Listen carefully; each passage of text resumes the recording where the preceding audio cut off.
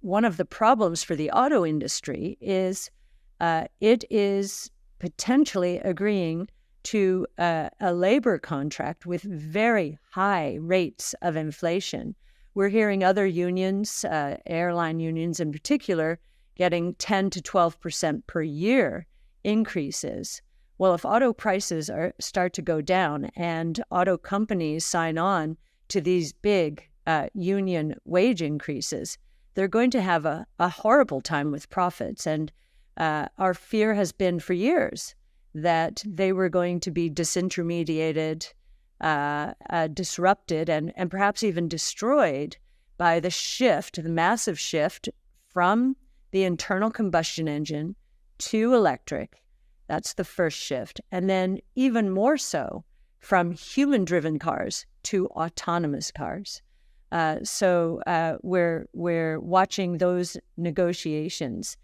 That kind of wage increase is not being corroborated more broadly.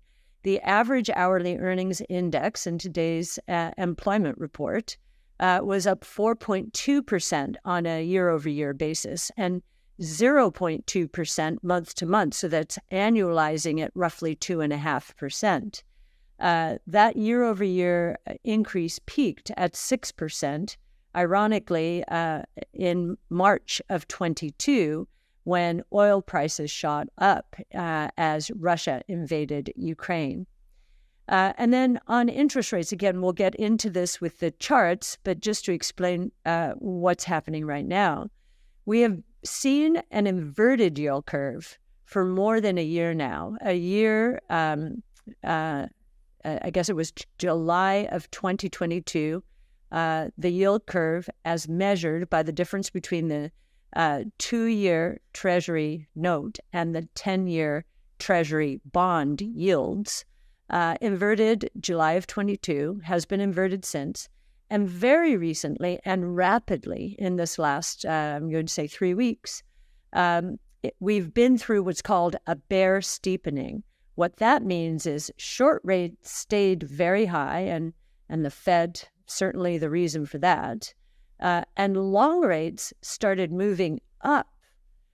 So a bull steepening is when short rates come down relative to long rates. The bear steepening we've just seen is long rates moving up relative to short rates. So we've gone from more than 100 basis points inversion during the regional bank crisis in March. Arthur Hayes, the BitMEX founder, recently made a bold prediction about Bitcoin's future. In an interview on Impact Theory, Hayes forecasted that Bitcoin's price would reach between $750,000 to $1 million by 2026. He highlighted the likelihood of a significant financial crisis, even worse than the Great Depression at the end of the decade. This crisis, he suggested, would be preceded by the largest bull market in various assets, including stocks, real estate, cryptocurrencies, and more. Hayes attributed this to the predictable pattern of the U.S. government intervening in economic crisis with bailouts, leading to excessive central bank printing, inflation, and a disruption of natural market cycles.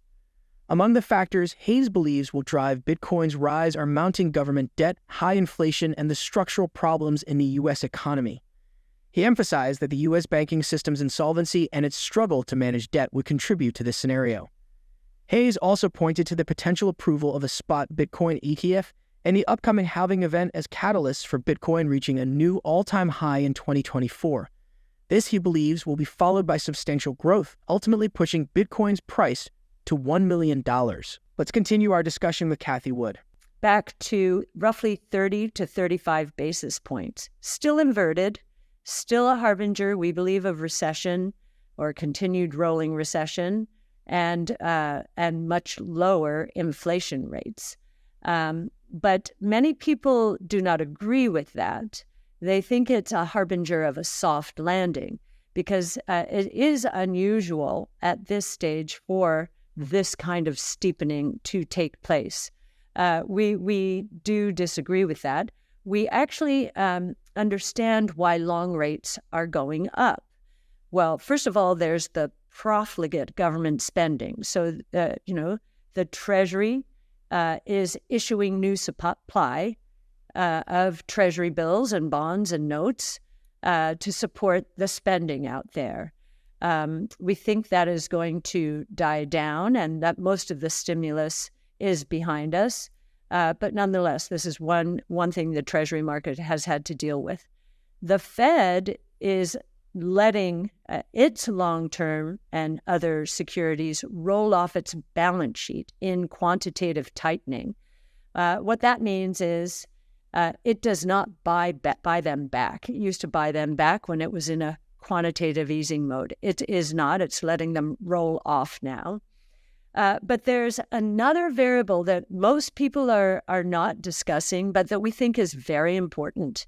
And that is that the Chinese yuan and the Japanese yen are both depreciating, and both governments have expressed displeasure with this. So what does a government do when its currency is depreciating? What it does is and we believe this has happened with both China and Japan, is it sells its holdings of U.S. Dollar securities and uses those dollars, so sells the dollars and buys its own currency.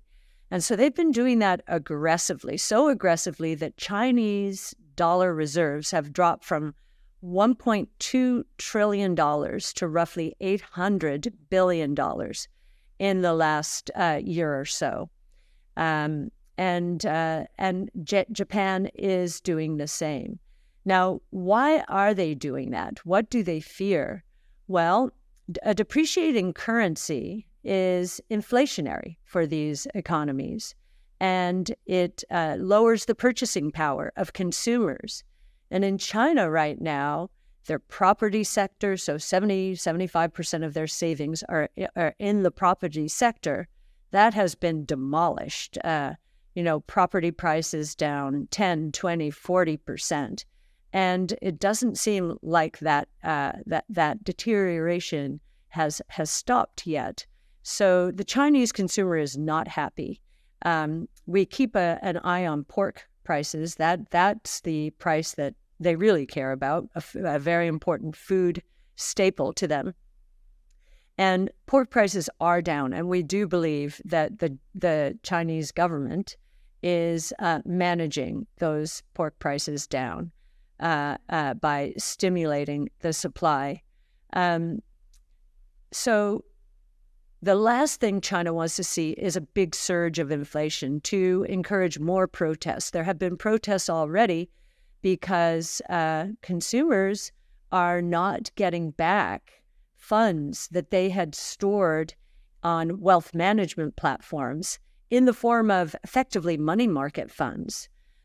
These companies went way, way over the limb in terms of property investment. So you have long duration investments, short duration liabilities, and they can't return the funds. And so the Chinese consumer has become quite dissatisfied.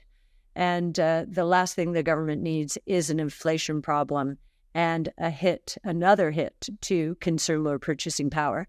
Recent data from Token Terminal reveals that only 7% of users who initially interact with Ethereum continue to do so after a year. This data highlights a retention issue, with approximately 93% of users ceasing their engagement with Ethereum after a year. Despite Ethereum's popularity and continuous improvements to enhance its performance and scalability, it seems to struggle with retaining users. Ethereum, known for its decentralized applications and smart contracts, powers decentralized finance, DeFi, non-fungible tokens, NFTs, and more. However, the network faces challenges in terms of scalability, high transaction fees, and complex user interfaces. Ethereum can only process 15 transactions per second at peak times, leading to high gas fees due to demand for block space. Complex user interfaces and the need to use third-party applications like MetaMask for direct engagement could discourage users from prolonged interaction. The reasons behind this drop in user engagement are multifaceted and include scalability issues, high gas fees, security concerns due to protocol hacks, and increasing competition from other blockchain networks and traditional applications. Despite its potential, Ethereum seems to face hurdles in retaining users and promoting long-term engagement. If you enjoyed the video, don't forget to give it a thumbs up and subscribe to our channel for more daily updates. Remember, knowledge is power, and we're here to empower you on your financial journey. Until next time, happy investing.